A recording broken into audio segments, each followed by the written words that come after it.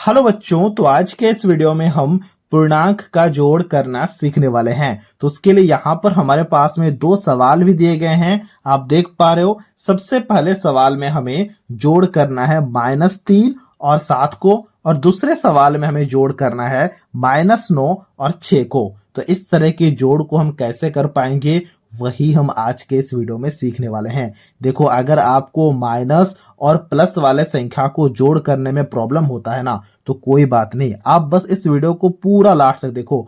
पूरा लास्ट तक देखते ही आपको इस तरह का जोड़ करना काफी अच्छे से आ जाएगा। तो जब भी हम इस तरह के जोड़ को करें तो हमें कुछ बातों को ध्यान में रखना है। सबसे पहली बात यह है कि अगर हमारे पास में माइनस और प्लस आ जाए, यानी कि दो अलग अलग चिन्ह आ जाए ना, तो हमें हमेशा घटाव करना है। भले ही यहां पर जोड़ करने को क्यों ना कहा जाए, लेकिन हम हमेशा बड़े संख्या से छोटे संख्या का घटाव करेंगे। कब घटाव करेंगे ना, जब दो अलग अलग चिन्ह आ जाएंगे। ठीक है, देखो यहां पर माइनस है, यहां पर प्लस है, तो अब हमें घटाव करना है। किससे किसको घटाएंगे?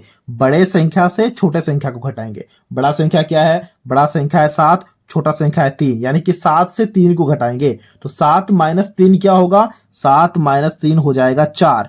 तो हम यहां पर 4 लिखेंगे। अब आप यहां पर बताओ कि जो सबसे बड़ा संख्या है उसके पहले क्या लगा हुआ है। देखो, सबसे बड़ा संख्या 7 है, 7 के पहले में प्लस है ना, तो हम यहां पर +4 लिखेंगे। बात समझ पा रहे हो? तो हमने यहां पर +4 लिखा। और +4 का मतलब क्या होता है? +4 का मतलब सिर्फ और सिर्फ 4 ही होता है। सिर्फ और सिर्फ 4 लिखो या फिर +4 लिखो, बात बराबर होता है। तो 4 हो गया इस पहले सवाल का आंसर।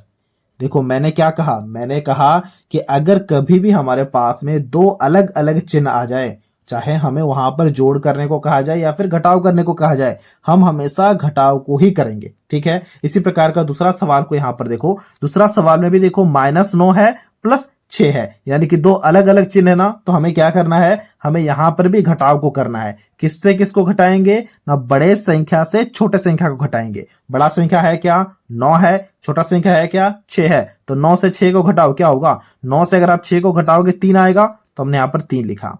अब जो बड़ा संख्या है उसके आगे में कौन सा चिन्ह लगा है? देखो, बड़ा संख्या के आगे में माइनस लगा है, तो हमने यहां पर माइनस लगा दिया।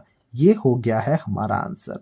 देख पा रहे हो? तो ये था सबसे पहला टाइप का क्वेश्चन, जहां पर अलग अलग चिन्ह आ जाएंगे तो हमने उसे जोड़ करना सीखा। अब हम सीखेंगे कुछ इस तरह के सवालों को बनाना, जहां पर हमारे पास में सेम चिन्ह आ जाएंगे, यानी कि एक ही चिन्ह होगा। तो उसे अब हम जरा ध्यान से देखते हैं। तो उसके लिए भी यहां पर दो सवाल दिए गए हैं, आप देख पा रहे हो। सबसे पहले सवाल में है -2 + -3। अब हम इसे कैसे बनाएंगे? उसके लिए हम यहां पर बराबर का चिन्ह देंगे। सबसे पहला संख्या -2 है, तो हमने यहां पर -2 लिखा।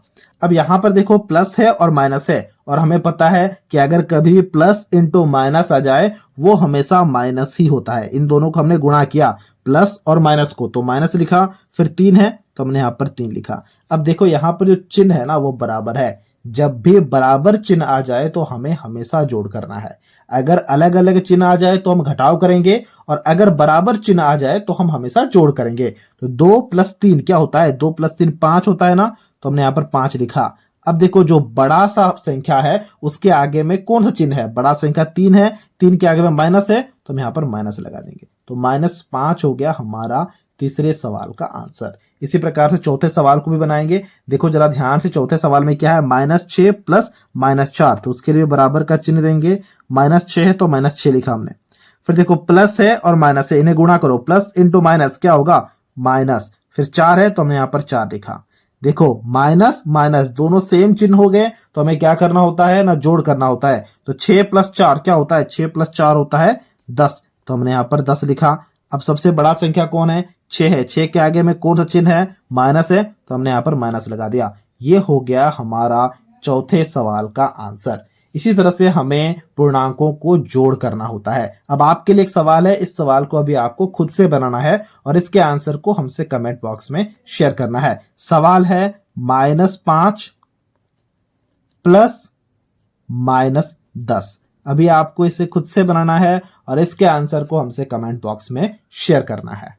तो ये था आज का वीडियो, जहां हमने पूर्णांकों को जोड़ करना काफी अच्छे से सीख लिया है। अगर आपको ये वीडियो अच्छा लगा है तो इस वीडियो को एक लाइक जरूर कर देना, और कुछ इसी प्रकार के वीडियोस को देखने के लिए आप हमारे चैनल को भी सब्सक्राइब कर सकते हो।